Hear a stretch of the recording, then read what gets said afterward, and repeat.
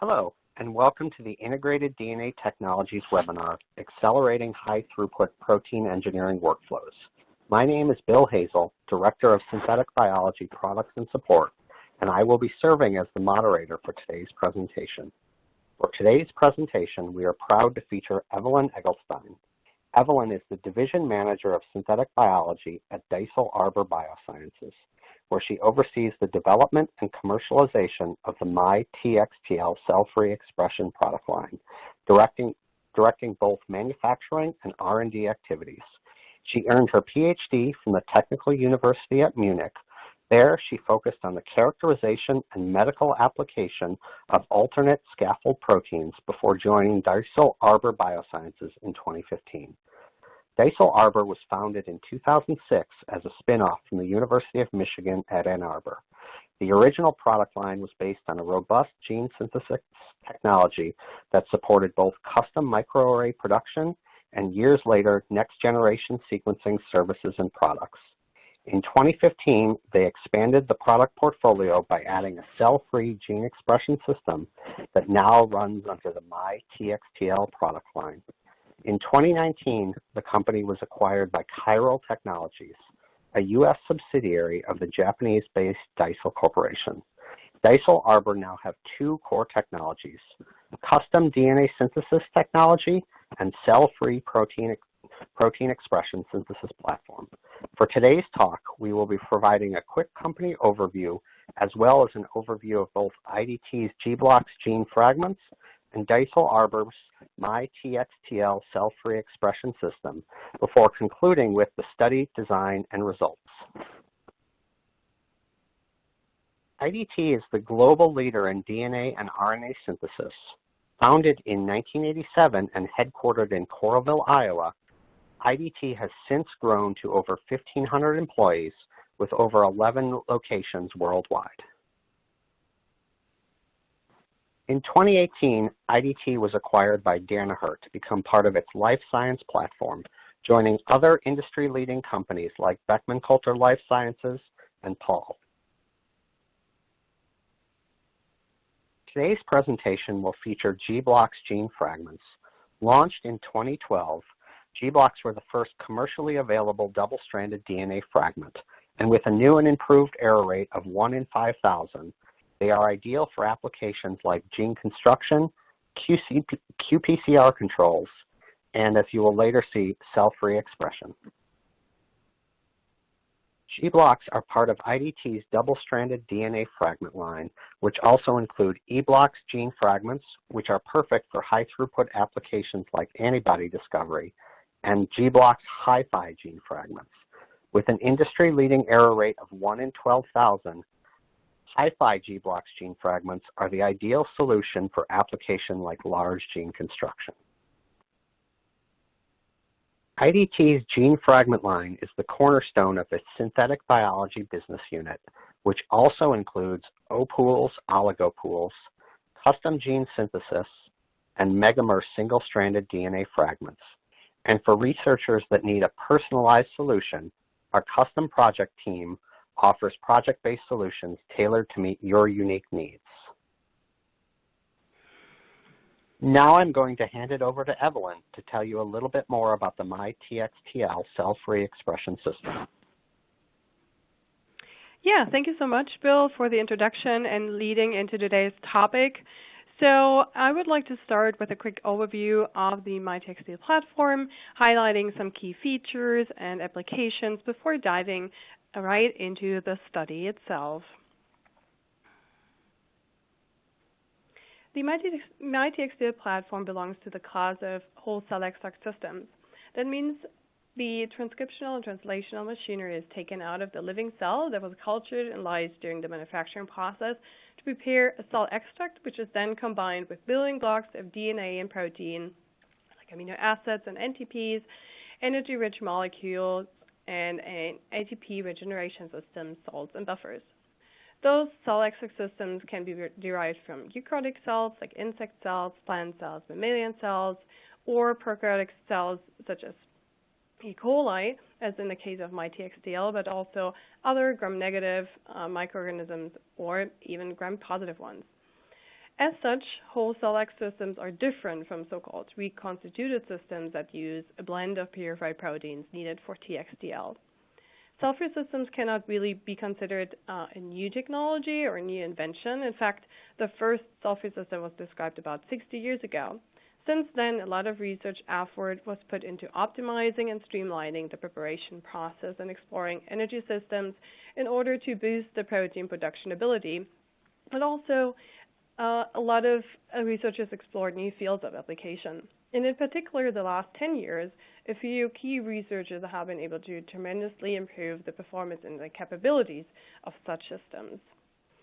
It's worth pointing out that there are several terms out there that might confuse people who are new to the field. So I've listed a few of them down in the bottom of the slide.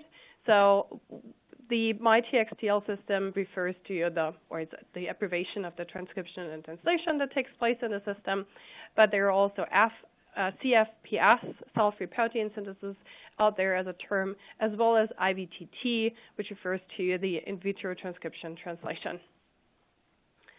One of the key features of cell-free systems is the really simple workflow. So the workflow depicted here has a mixing step where the template DNA is mixed with the system components, and then an incubation step for minutes to hours in which the protein synthesis takes place. This can be directly followed by the analytics. So it's a really easy to implement process because it does not require any special or expensive lab equipment. And plus, it's the fastest way to obtain a protein from a gene because you really just combine two or a couple of components. And then the beauty of it, and compared to in vivo gene expression, is that it's an open reaction environment, which is highly controllable and customizable. And last, such systems are completely free of ligand material, which reduces safety risk to a minimum. Next, I would like to summarize some key facts and features of the myTXT platform. As mentioned a few minutes ago, myTXTL is an E. coli-based cell-free system. The platform makes use of the E. coli endogenous TXT machinery with the core RNA polymerase and sigma factor 70 as critical elements. This is one of the really unique features of the myTXTL system, as many other E. coli-based cell-free systems mainly focus on gene expression driven by T7 promoters. Another unique feature is the one-pot master mix solution that we offer. It allows minimal pipetting and lets the customers focus on their custom additives and template preparation, whereas other systems require a mixing of up to 12 components in order to actually set up a single reaction.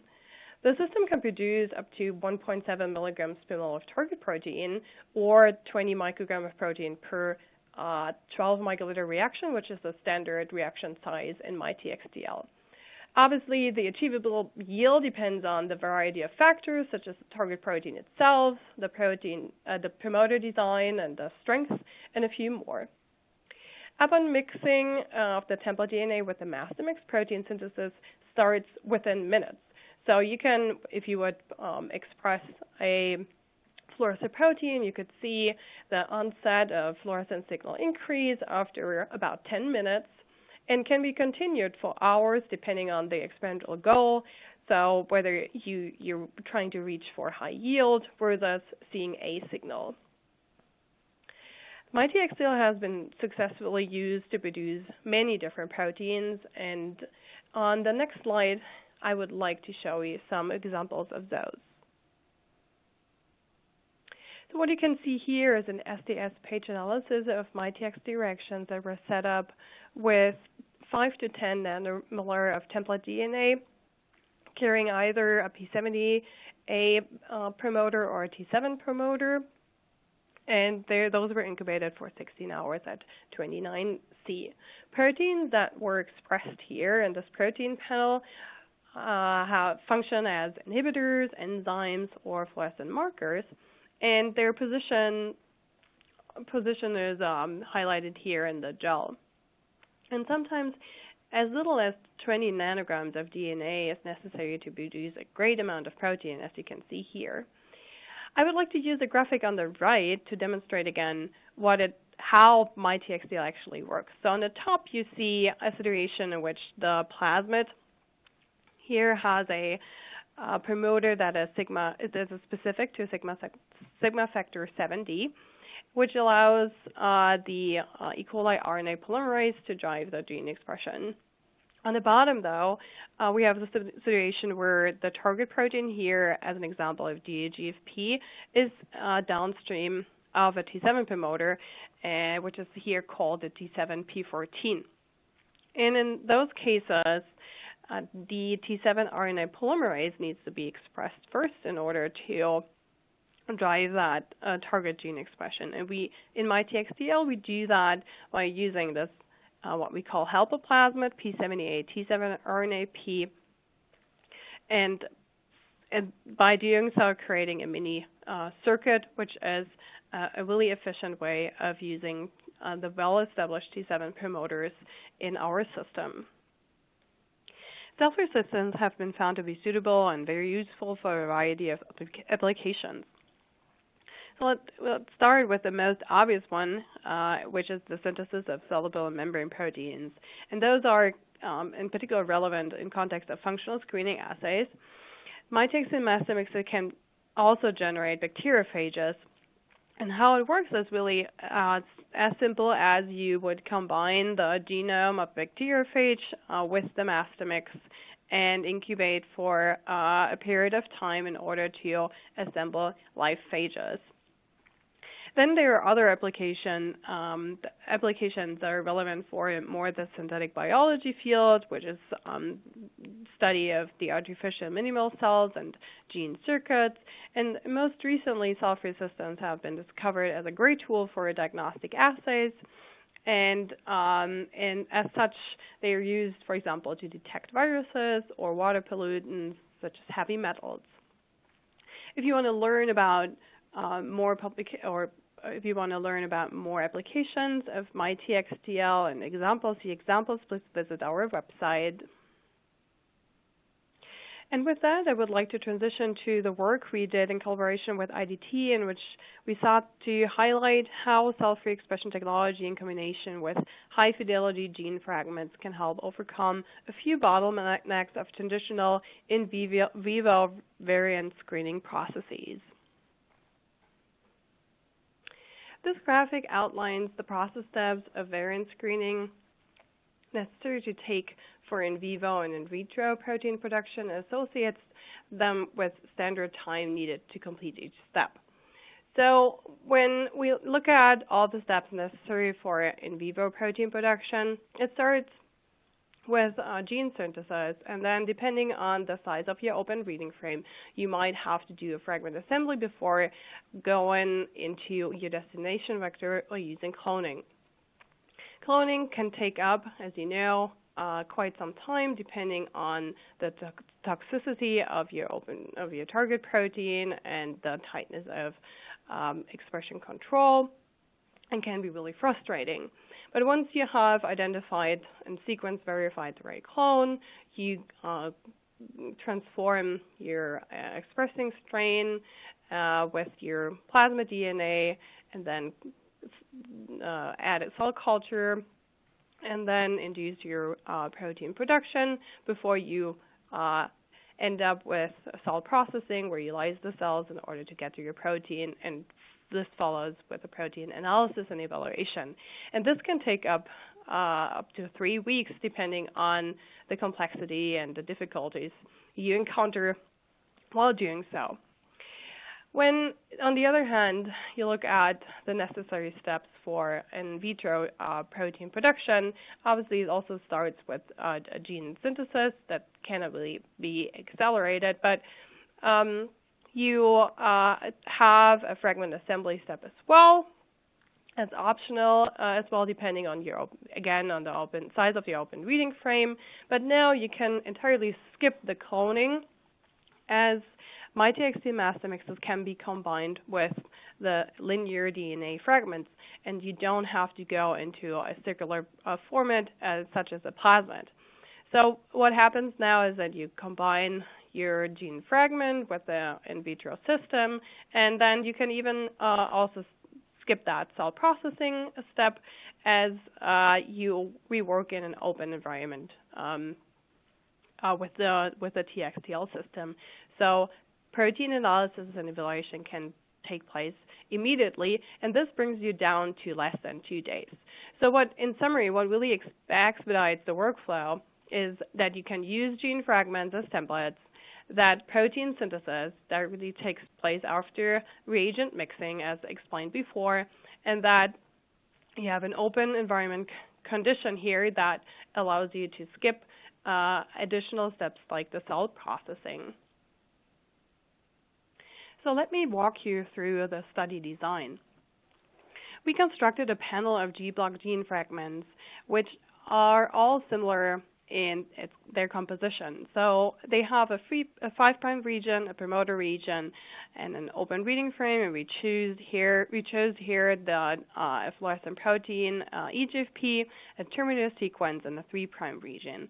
Those panel gene fragments varied in size between 850 base pairs and 1300 base pairs, depending on the features I will go over now.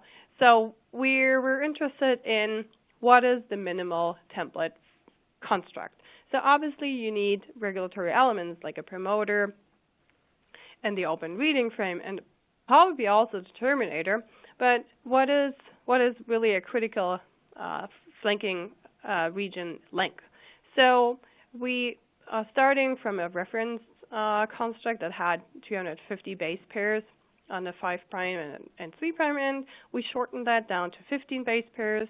We included in the panel 2 considered promoters, which is our P70A promoter, which is actually a lambda phage promoter, and a T7 promoter as example for a situation where you would use the endogenous TXTL machinery and then in addition the T7 polymerase to drive gene expression.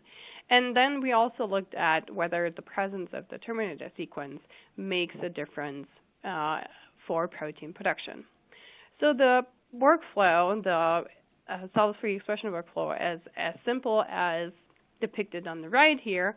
So for the template DNA, what we did was we reconstituted the gBlocks we got from IDT in water and incubated them at for 20 minutes at 50 C, and finally confirmed DNA concentration, because DNA concentration is something really critical for an in vitro gene expression reaction. For myTXTL, the only thing you really have to do is saw the linear DNA master mix, and upon this being thawed, you combine the master mix with a set concentration of gBlock DNA, and we choose here 20 nanomolar as the final concentration. And as mentioned before, the standard concentration, or the standard volume of a myTXT reaction is 12 microliters. Then we incubated it for a few hours and stopped the reaction before we then quantified the protein, and as you can see here, it's bright and green, it's eGFP, so we used the fluorescence readout in order to quantify the protein. Our findings for the gBlock subsets encoding the sigma 70 specific promoter are summarized on this slide. As you can see, we got great expression for DGFP, and for the reference construct as well as some of the derivatives, we reached a protein output of about 1 milligram per mole, which is often case efficient for functional assays. So the highlight is that you can use the gBlock fragments immediately straight from the tube without any prior downstream processing, any cleanup whatsoever. What we found in this little construct design study is that for the P70A promoter, the construct exhibited tolerance toward shortening the flanking region. So when you look at constructs 1A and 2A, the difference in protein output is not to be considered significantly different. So, and then in addition, we also saw that it is possible to remove the T500 terminator sequence without observing a significant drop of protein production in the reaction. So this would be the constructs A1 and AB. So in particular, the P70A constructs are great because those the reaction setup really requires to mix two components, which is a really easy setup. When looking at the results of the T7 promoter constructs, you also see the great protein expression, meaning that those two promoter systems have really similar strengths. One of the highlights of our construct, of our T7 construct, is that we don't have to use any inducer, which is, per se, not a problem. And I will later also add some more information about plasmid systems that actually would require induction. However, for the sake of reducing experimental design complexity, using less additives or as little additives as possible is often desired. So the main difference to the other set of constructs is that the terminator here was found to be really critical for achieving high yields. So when we remove that terminator sequence from 5A to 5B, for example, we saw that the protein output significantly dropped. And this is something that is known to literature, but was never really shown for cell-free systems so far. In terms of shortening the flanking region, those subset of constructs behaved really similar to the P70A construct, so it is possible to shorten the flanking region down to 100 base pairs on the 5' end. So let's say after this webinar you're interested in running such a screening for protein engineering for your protein engineering project, and you don't really know where to start. So let me walk you through the major steps that you should at least take into consideration going through. So first things first, if you have a protein that you're interested to produce, you want to convert your protein sequence to a DNA sequence.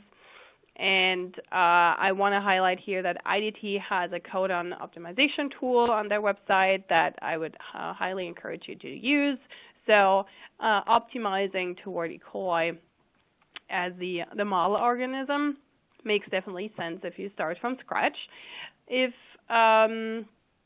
Or alternatively, you can also use existing constructs, or take your target gene from its existing construct. Then next you choose your constitutive promoter system. So obviously I would recommend to use ours because we have the most experience and data with that.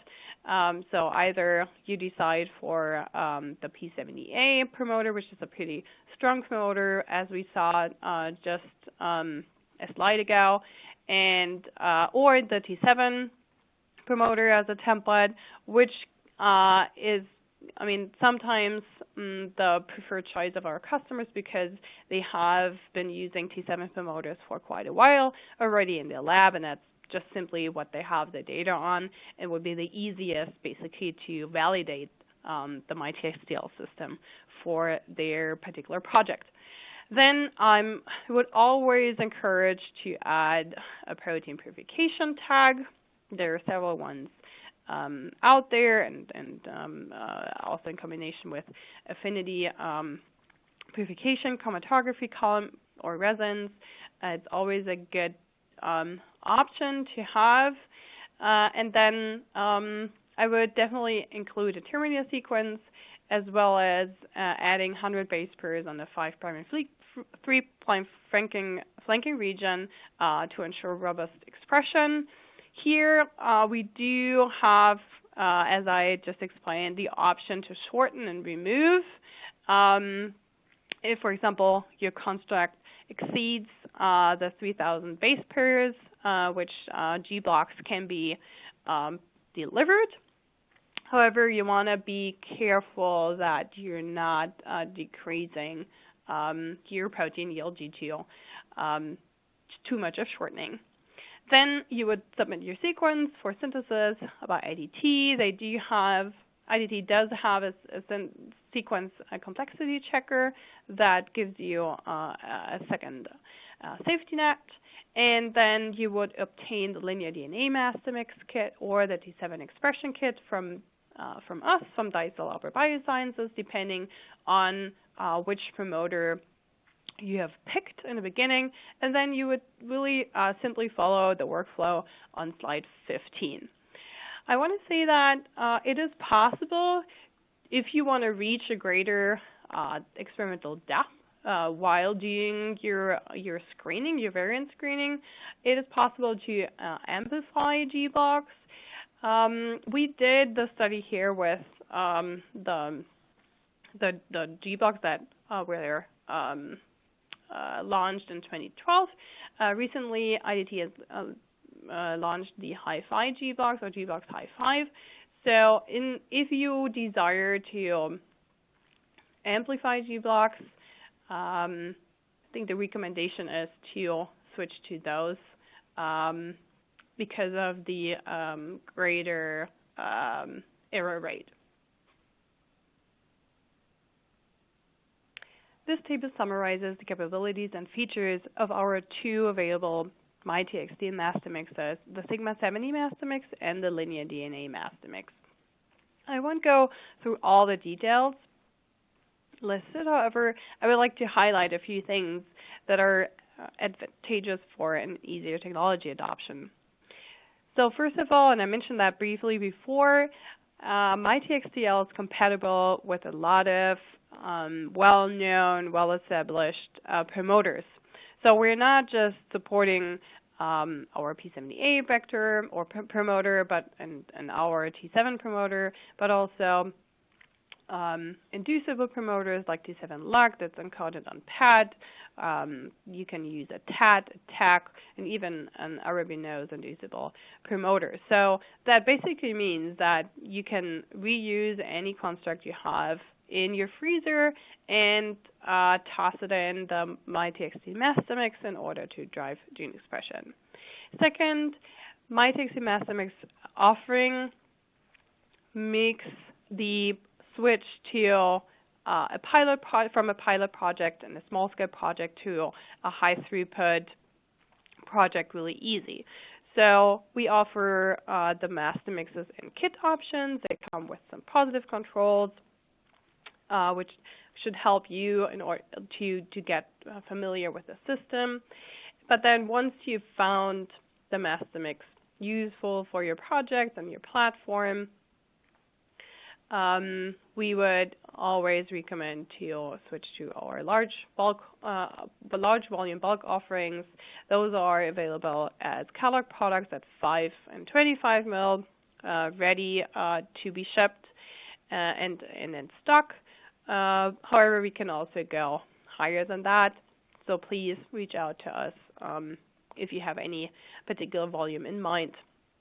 And then for high throughput application, is really critical that all the reagents are compatible with liquid handling robots. And I want to highlight here that we do have an app node together with LabSite, the manufacturer of a lab automation platform using acoustic contactless liquid handling technology, which is also now part of the Danaher group.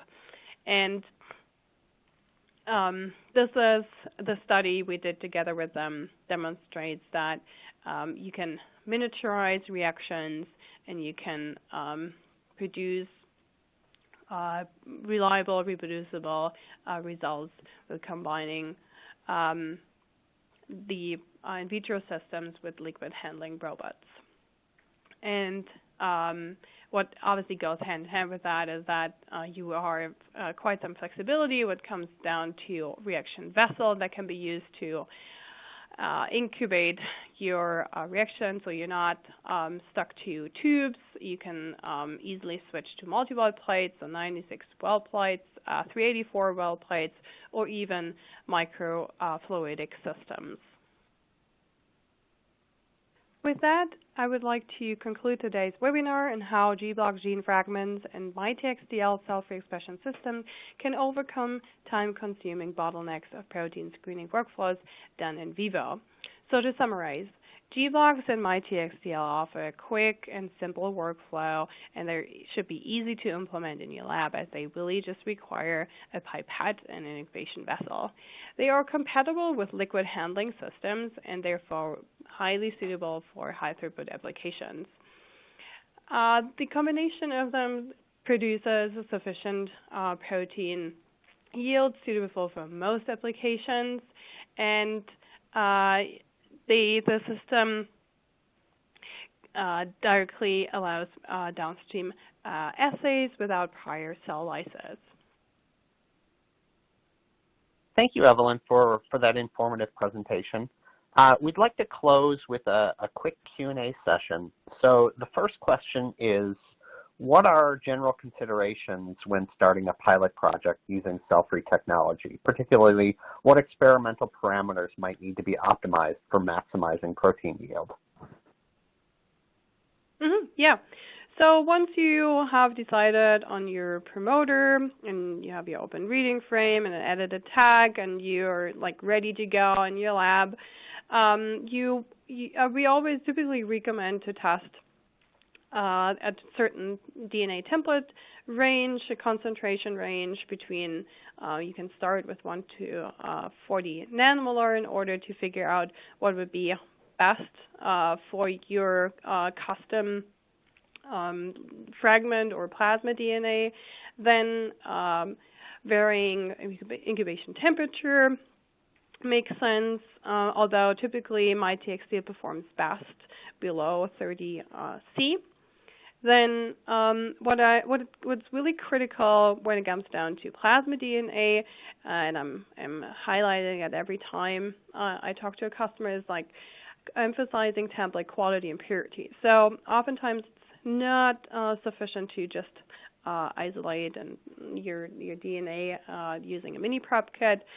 We highly recommend adding a second step to the procedure, which is like a PCR cleanup kit and elute in water, really to reduce any risk of carryover inhibitors and to increase the performance and reliability and reproducibility of the assay. And lastly, incubation. The incubation instrument is sometimes really critical because you want to avoid any sort of evaporation when you work in such small volumes. You want to have a chamber system, like an incubator, where you put your tubes or your multi-well plates. Great. So the next question is about reaction volume. I understand your recommended reaction volume is 12 microliters. Can this be scaled up or down? Yeah, definitely. It's possible to modify the final reaction volume. So we do recommend to stick to the ratio of a master mix to template, or like template and additive, of 75 to 25%. You can scale up, in particular when you're interested in higher protein yield. However, I want to say that you should not expect the yield to scale up proportionally with your scale-up volume. And in addition, you might want to do some adjustments to the experimental setup, which is, for example, switching to a different tube vessel, or introducing agitation. Another solution, if you want to just simply have more protein in your hand, from an in vitro system. It maybe setting up multiple 12 molecular reactions brings it actually closer to that target protein higher target protein yield. And you can basically also stick to the before optimized conditions. Great. So the next question is about gBlocks hi-fi fragments, particularly the ones that you mentioned could be used for amplification. Would I expect any difference in performance using a myTXTL kit versus a standard gBlock? So I think I can answer this one. So although as part of this study we didn't test the gBlocks hi-fi gene fragments, this new fragment does have an error rate of less than 1 in 12,000, which is lower than our standard gBlock. So while we didn't test it, I wouldn't expect any drop-off in performance. In fact, if anything, I would expect the hi-fi gene fragment to follow or to have slightly improved performance in the myTXTL kit. So this is definitely the route you want to go if you want to amplify. So the next question is about analysis. So Evelyn, what are some options for people if they want to analyze their sample after running a myTXTL reaction? Yeah, so this is actually not really any different from what you would typically do when you produce your protein in vivo. So any standard biochemical method like Comasi standard SDS page gel, as I showed in the webinar, a bioanalyzer or a Western blot is definitely suitable. The great advantage of cell-free protein production is, as I said earlier, the open system environment, which allows the direct quantification, the direct analysis of the protein's functionality, and, for example, in an activity assay, or if needed, you can do the downstream processing via affinity purification. So without the lysis step, obviously. So in the summary table, I also show that myTXTL is compatible with histec purification, with strep-deck purification, obviously more in the mini spin format, but those and beads. So that is all pretty similar to what you would typically do with proteins that you produce in a more traditional way. Okay. And so a question about antibody expression. Is the myTXTL system compatible with single-chain antibody expression to enable high-throughput testing of antibodies such as SARS coronavirus 2? So myTXTL master mixes currently offered are as is, not promoting disulfide bond formation themselves, and they are rather resembling gene expression in E. coli cytoplasm. However,